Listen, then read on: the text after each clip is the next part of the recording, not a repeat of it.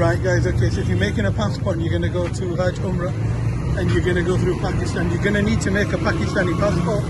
So the first thing you need to do, your photocopying's done over there. The courts are over here, so it's located in Atta where the courts are. The courts are where you go towards the bazaar. You turn left instead of turning right where the big bakery is. So you park your car over here. Remember, it's no parking here. The police are there and you'll end up getting your car towed away. So it's important that you find somewhere safe to park. Certainly not where these two cars are.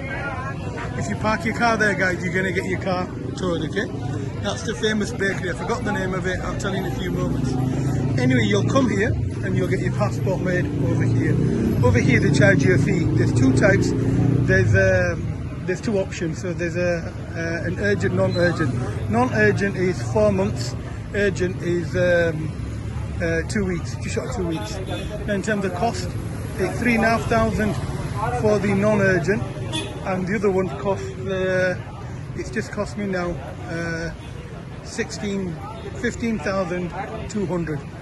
That's 7.5 grand, 7,000. So it's double the cost, where you get your passport back, where you get your passport made in a week.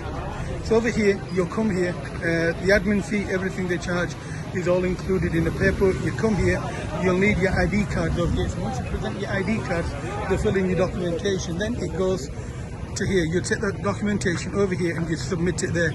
So once it's gone through there, it's processed. So there's no other person you need to meet. The people that you need to deal with are the people over here. That man there, the one in the blue sort of clothing, sat there next to the PC, he's the one that does all the work for you. So he pushes the paper for you. Then you take the paper here, you take it inside, you submit it there. You pay the fee, so there's nothing else to pay.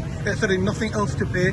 Once that's done, you then got to pick up the documentation when it's ready for collection, which they'll let you know.